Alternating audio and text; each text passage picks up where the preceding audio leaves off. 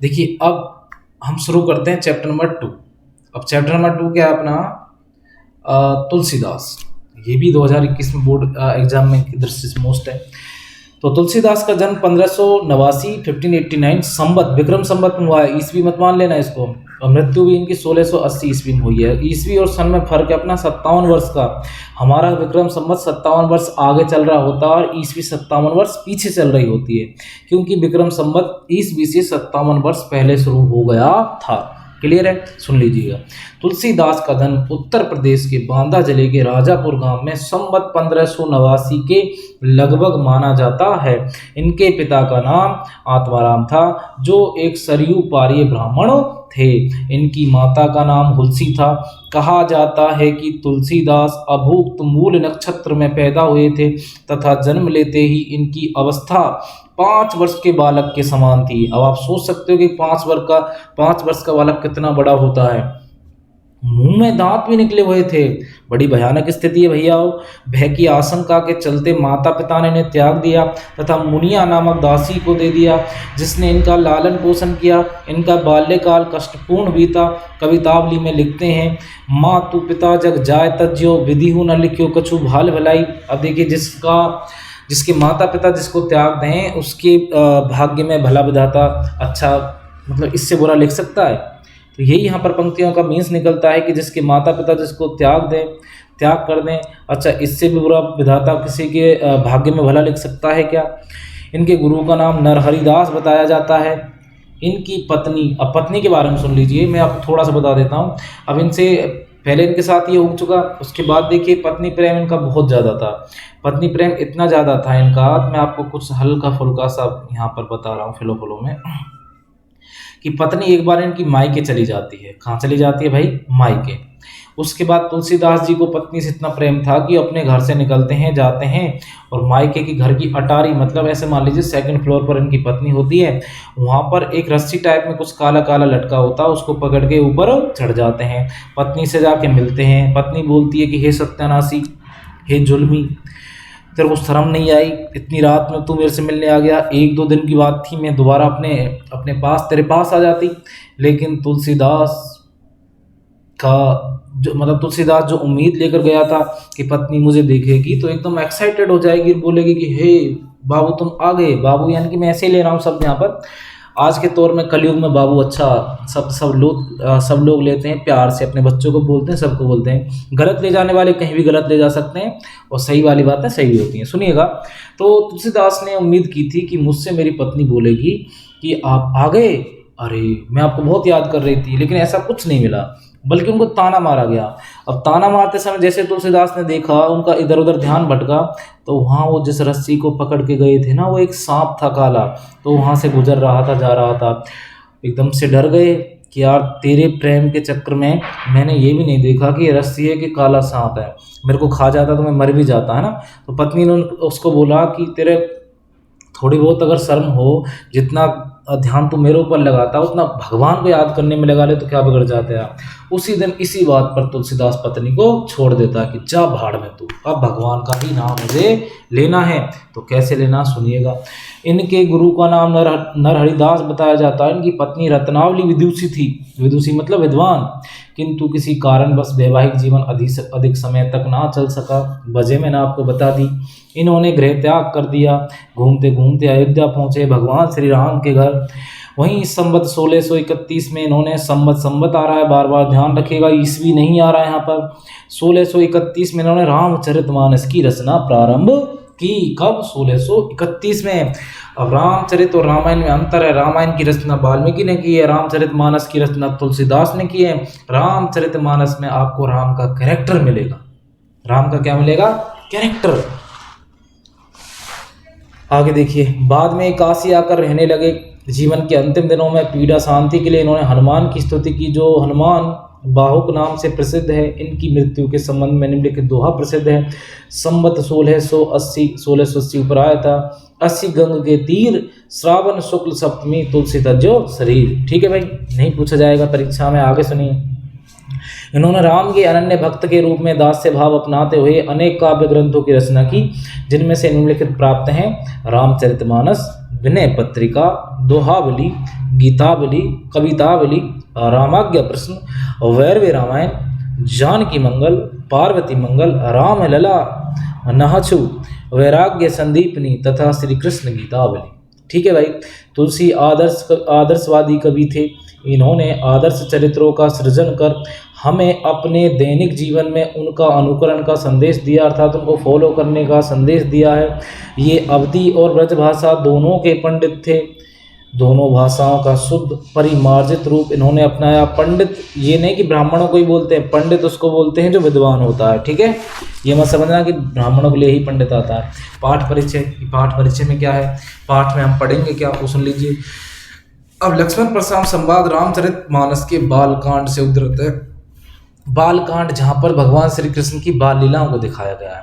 तो रामायण में अपने कई भागों में विभाजित है वो, बालकांड, सुंदरकांड, ऐसे आप लव कुश कांड ये पढ़ते होंगे उसमें, तो ये अपना बालकांड से है। धनुर्यज्ञ, यहाँ पर देखिए, धनुर्यज्ञ के पश्चात मुनि परशुराम शिव धनुष भंग का समाचार पाकर क्रोध में तमतमाते हुए वहाँ आते हैं। जब सीता जी के लिए एक प्रतियोगिता रखी गई कि इस शिव धनुष को जो तोड़ेगा वही सीता जी को ब्याह के ले जाएगा, ये था ना, ये प्रतियोगिता हुई थी जनक जी के दरबार में, आप सबको पता होगा। उस समय जब भगवान श्री राम ने उस धनुष को तोड़ दिया, तोड़ने के बाद मैसेज पहुंचा किसके पास, परशुराम के पास। उसे लगा कि भाई ये तो कबाड़ा हो गया, धनुष टूट गया, जो धनुष किसी को उठाना बस की नहीं था उसको तोड़ दिया। अब वहां पर परशुराम जी तमतमाते हुए गुस्से के साथ पहुंचते हैं, तो देखिए क्या करते हैं। किंतु राम की विनयशीलता और विश्वामित्र यहाँ पर भगवान श्री राम और लक्ष्मण के गुरु के समझाने पर राम के शक्ति परीक्षण के बाद उनका क्रोध शांत होता है। किनका, परशुराम जी का। परंतु इस बीच लक्ष्मण और परशुराम के बीच व्यंग्योक्ति, मतलब एक दूसरे को ताना मारेंगे, बुरा भला कहेंगे, युक्त जो संवाद हुआ उस प्रसंग को यहाँ प्रस्तुत किया गया है। चैप्टर बहुत मोस्ट इंपोर्टेंट है, अपने पेपर की दृष्टि से ढंग से समझिएगा इसको। अगर इसमें से बड़ा क्वेश्चन नहीं तो इसमें से व्याख्या पूछी जाएगी आपसे, ये बढ़िया चैप्टर है अपना। ठीक है, परशुराम के क्रोध से भरे वचनों का उत्तर लक्ष्मण व्यंग वचनों से देते हैं। लक्ष्मण जहाँ विवाद वत्सल हैं, मतलब जहाँ विवाद के स्वरूप है वो, वहीं श्री राम नीतिज्ञ, नीति का पालन करने वाले एवं सौजन्य के प्रतिमान के रूप में प्रकट होते हैं। विश्वामित्र संतुलन बिंदु हैं जो बैलेंस करेंगे दोनों तरफ से। अगर बात ज़्यादा बिगड़ती हुई दिखाई देगी तो क्या करेंगे, बैलेंस करेंगे। वे चरम क्रोध की दशा में परशुराम के आवेश को प्रशमित करते हैं। परशुराम का क्रोध भय से अधिक हास्य का आलंबन बन गया है। ठीक है साहब, अब हम पढ़ते हैं इस चैप्टर को। किस चैप्टर में क्या है, लक्ष्मण परशुराम संवाद। समझिए, एक मिनट थोड़ा ज़्यादा चला गया है, नहीं, अच्छा चैप्टर, ये भी आपको इंटरेस्टिंग समझ में आएगा। फर्स्ट, नाथ शंभु धनु भंजनियारा। शंभु धनु मतलब शिव जी का धनुष, भंजनियारा मतलब तोड़ने वाला।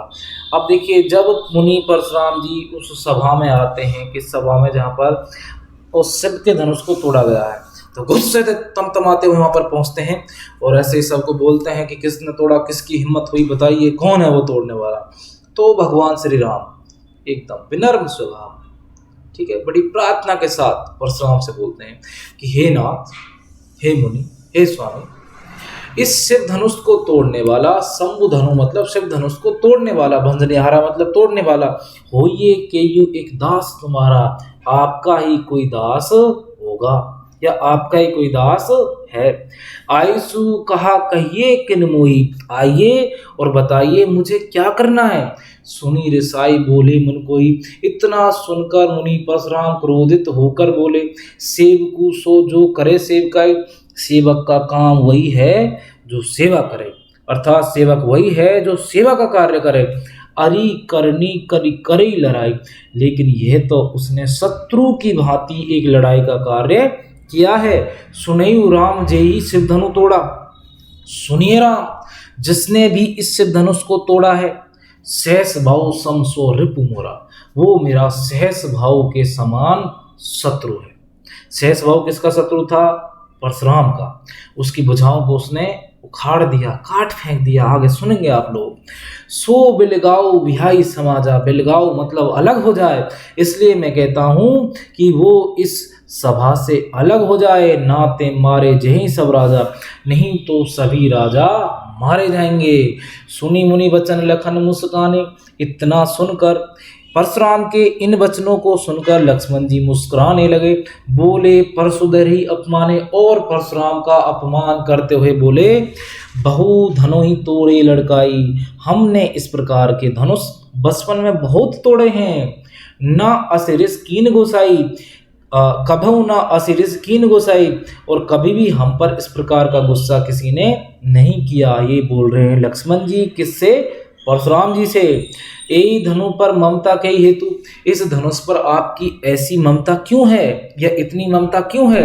सुनी रिसाई के भृगुकुल केतु। इतना सुनकर मुनि परशुराम, भृगुकुल केतु किसके लिए आया है? भृगुकुल से संबंध रखने वाले मुनि परशुराम, ये भृगुकुल इनका वंश था। तो इतना सुनकर कौन बोले? मुनि परशुराम बोले।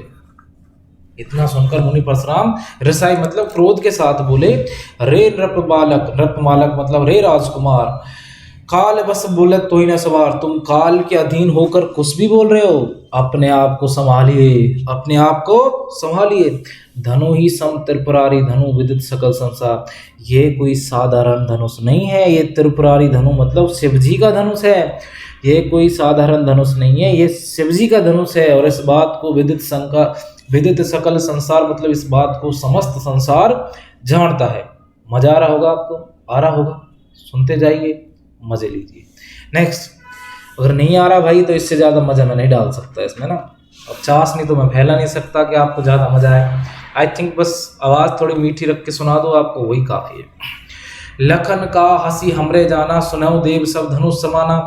इतना सुनकर लक्ष्मण जी बोले कि हमने तो सुना है कि सभी धनुष एक समान होते हैं।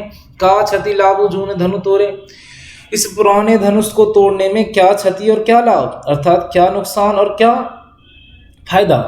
देखा राम नैन के बोले, राम ने तो इसको नया समझकर परखा था, राम ने तो इसको नया समझकर परखा।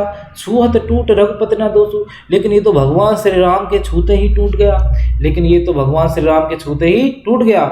मुनि बिनु काज करे कतरोसु, हे मुनि आप तो बिना कार्य के ही या बिना वजह ही गुस्सा कर रहे हो।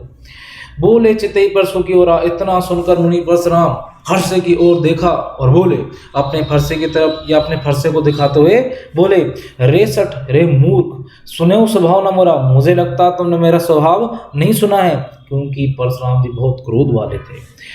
बाल को बोली बधऊ न तो ही, बालक समझकर मैं अब तक तुम्हारा वध नहीं कर रहा हूँ, केवल मुनि जड़ जाने मोई, और तुम तो मुझे केवल मुनि मात्र एक साधु समझ रहे हो। बाल ब्रह्मचारी अति कोई, मैं जन्म से बाल ब्रह्मचारी हूँ, और अति कोई मतलब बहुत ज्यादा क्रोधी स्वभाव वाला हूँ।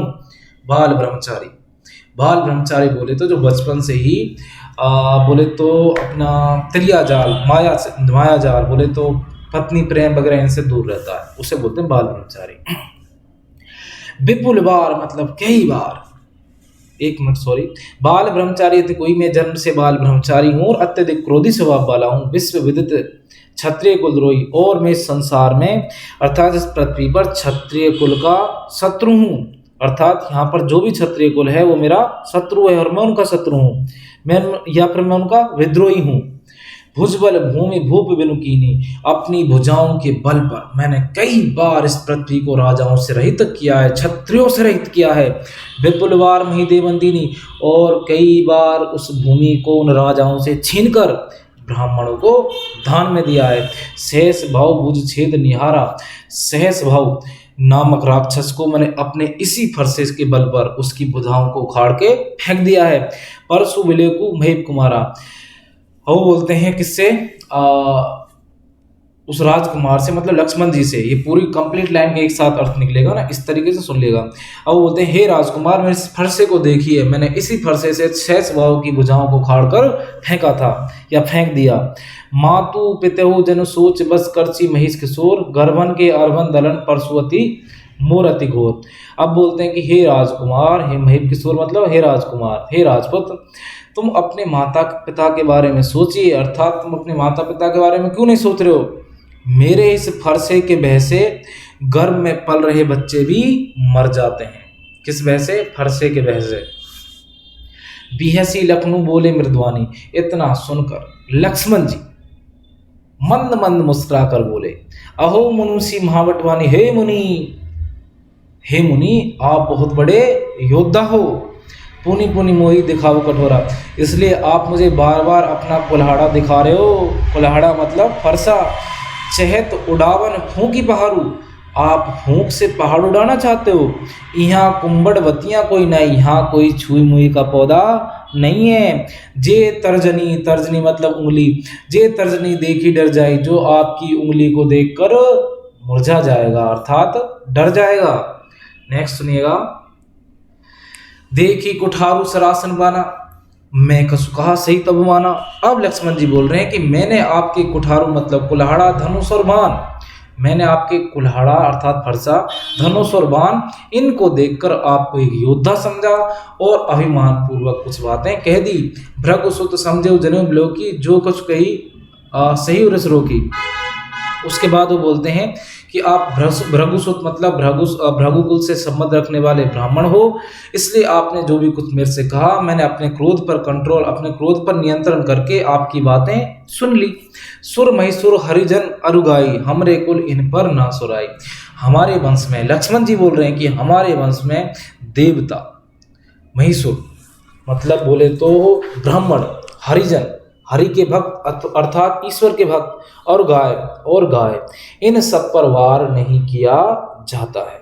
बंधे पाप अब कीर्ति हारे, अगर हम इनका वध करें तो हमें पाप लगेगा, और हमसे हार जाएं तो हमारी कीर्ति गिर जाएगी। हमारी कीर्ति का क्या हो जाएगा, जो हमारी कीर्ति है अर्थात कीर्ति बोले तो एक तरह से प्रसिद्धि का ह्रास हो जाएगा, कीर्ति का ह्रास हो जाएगा। मार तो उपा पर ये तुम्हारे, लेकिन फिर भी अगर आप हमें मारोगे, आप हमसे लड़ोगे तो हम आपको क्षमा मांगते हैं, आपके पैर पड़ते हैं। ऐसा कौन बोल रहे हैं, लक्ष्मण जी बोल रहे हैं। किससे बोल रहे हैं, उन्हीं परशुराम से बोले हैं। कोटि कुलिस सम बचनु तुम्हारा, व्यर्थ धरव धनुबान कुठारा। आपके करोड़ों कठोर वचन, हम आपके करोड़ों कठोर वचन सुन रहे हैं, आपने व्यर्थ में ही धनुष बाण और कुल्हाड़ा धारण कर रखा है। ऐसा बोल रहे हैं कौन, लक्ष्मण जी। किससे, परशुराम से। जो बिलो की अनुचित कही क्षमेव महामुनि धीर, सुनी सरोस भृगु वंशनी बोले गिरा गंभीर। अब लक्ष्मण जी बोल रहे हैं कि हे महामुनि या हे मुनि परशुराम, हे मुनि परशुराम जी, अगर फिर भी हमने आपसे कुछ अनुचित कह दिया हो तो हम आपसे क्षमा चाहते हैं, हमें माफ कर दीजिए।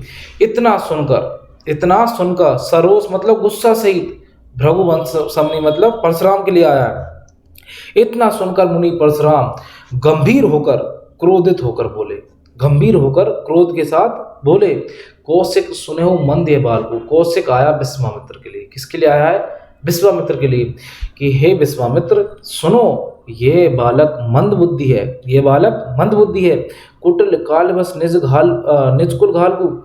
और ये बालक कुटिल काल यानी कि ये काल के अधीन होकर अपने कुल का नाश करेगा। भानु वंश राकेश कलंकु, भानु मतलब सूर्य, राकेश मतलब चंद्रमा, यह सूर्यवंशी होकर चंद्रमा पर कलंक लगाने वाला है। निपट निरंकुश अबुध असंकु, यह बालक कैसा है, निरंकुश है, मूर्ख है, अबोध है। और निरंकुश किसके लिए आता है, सुन लीजिएगा, निरंकुश उसके लिए आता है जो ये जिस पर किसका अंकुश ना हो, जिसके लिए कोई नियम कानून ना बने हो, जो अपनी मनमर्जी करता हो। इसलिए बोल रहे हैं मुनि परशुराम जी कि ये बालक मूर्ख है, निरंकुश है, अबोध है और अज्ञानी है। काल कबलू होइए छनमाई, पल भर में ये काल के अधीन हो जाएगा, पल भर में मृत्यु को प्राप्त हो जाएगा। कहीं पुकारी खोरी मोई नहीं, फिर आप मुझे कोई भी दोष मत देना, मैं ये बात जोर से पुकार करके कह रहा हूँ, जोर से बोल करके कह रहा हूँ। तो मैं हटकाऊ जो चाहिए वारा, ये जो बच्चा है, हटकाऊ मतलब हटी बालक, अगर आप इस हटी बच्चे को बचाना चाहते हो, उबारा मतलब बचाना चाहते हो, कहिए प्रताप। अच्छा, किससे बोल रहे हैं वो सारी बातों को, विश्वामित्र से बोल रहे हैं। किससे बोल रहे हैं, विश्वामित्र से। कहिए प्रताप बल रोष हमारा, तो आप इस बच्चे को मेरे प्रताप, बल और गुस्सा इन सब के बारे में बता दीजिए। लखन कई मुनि सुजस तुम्हारा, लक्ष्मण जी बोले कि हे मुनि, आपके सुजस को कौन नहीं जानता, अर्थात आपके यश को कौन नहीं जानता। तुम ही अछत को बरने पारा, और तुम अपने वर्णन तुमसे अच्छा वर्णन आपके यश के बारे में कर कौन सकता है। अपने मुंह तुम्हें आपने करनी, तुम अपने मुंह से अपनी ही प्रशंसा कर रहे हो। बार अनेक भांति बहु करनी, और इस प्रकार एक बार नहीं अनेक बार अपनी प्रशंसा कर चुके हो। नहीं संते सुते पुण्य कछ कहूँ, अगर फिर भी आपको संतोष नहीं है, सब्र नहीं है, तो और कुछ भी कह दीजिए। जानी रिस रो की दुसे दुख सहू, मैं तो अपने गुस्से पर, अपने क्रोध पर काबू पाकर आप जो भी कुछ कहेंगे उसको दुख के साथ सह लूंगा। वीर व्रत तुम्हें धीर अछोबा, आप वीर व्रत को धारण करने वाले हो, आप वीर व्रत को धारण करने वाले हो, धैर्यवान हो, इसलिए गाली देते ना पाओ शोभा। आप गाली देते हुए शोभा नहीं पा रहे हो, आप गाली देते हुए शोभा नहीं पा रहे हो।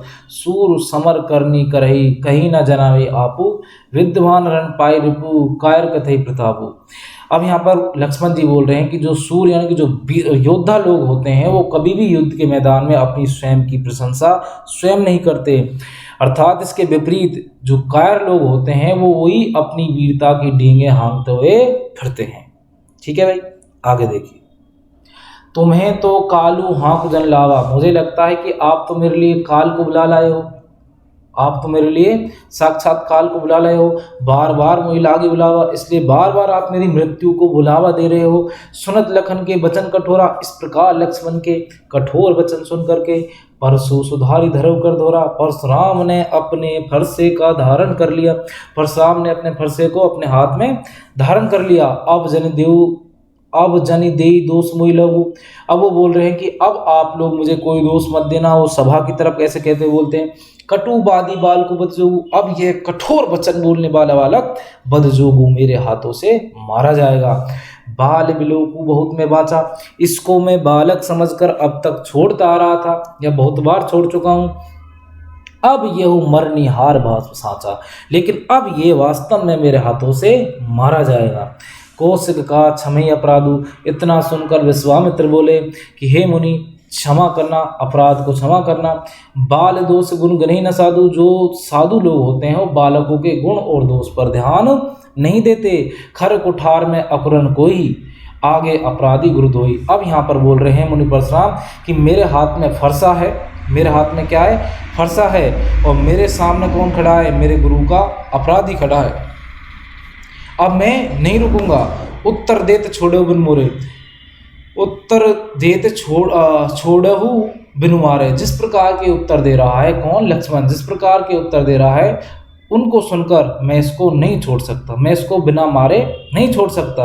केवल कौशिक शील तुम्हारे, लेकिन अब तक विश्वामित्र जी मैं आपके शील स्वभाव के कारण इसको छोड़ रहा था। नाते एक काठी कुठार कठोरे, नहीं तो अब तक मेरे कुठार से अर्थात कुल्हाड़े से ये कट जाता, अर्थात मैं इसको काट देता।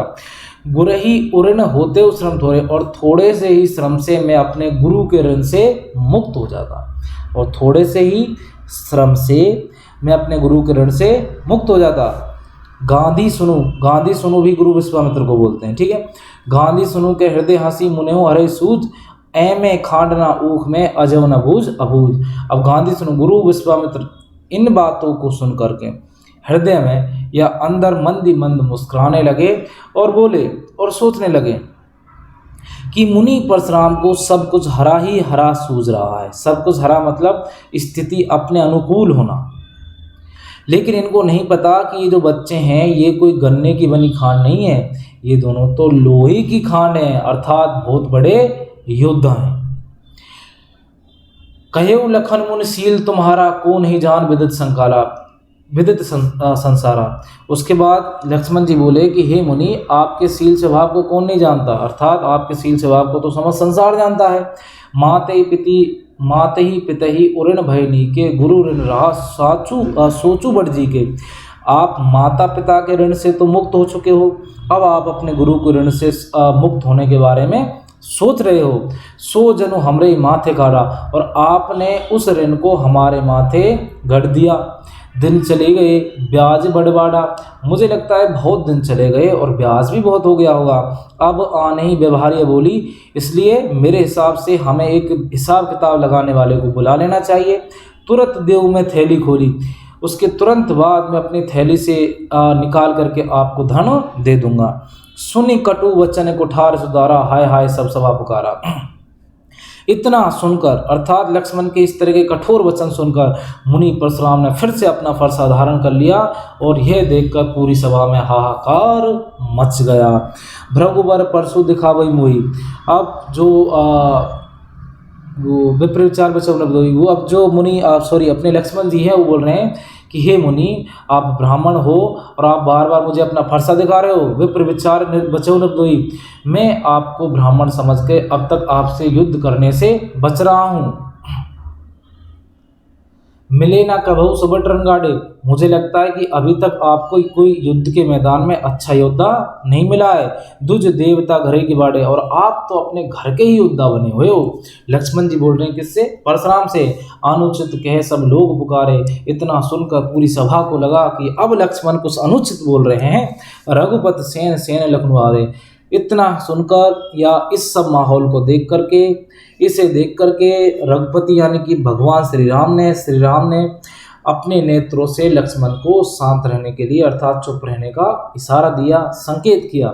लखन उत्तर आहुत सरस भ्रगपुर को कृषाणु। लक्ष्मण के जिस प्रकार के उत्तर थे वह मुनि परशुराम के क्रोध को एक अग्नि की ज्वाला के समान फैला रहे थे।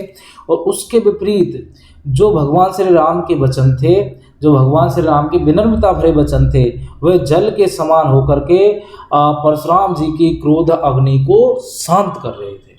तो इस प्रकार अपना चैप्टर होता है खत्म। अब इसमें कुछ शब्दार्थ हैं वो आप देख लीजिएगा। भंजनिहारा तोड़ने वाला, रसाई गुस्सा करना, रिपु दुश्मन, बिलगाव अलग होना, अपमाने अपमान करना, लरिकाई बचपन, परशु फरसा कोई क्रोधी, महिदेव ब्राह्मण, बिलोकी देख कर, अब्रक बालक, महावट महान योद्धा, मही पृथ्वी, कुठारू कुल्हाड़ी, या फरसे के लिए भी आ रहा है।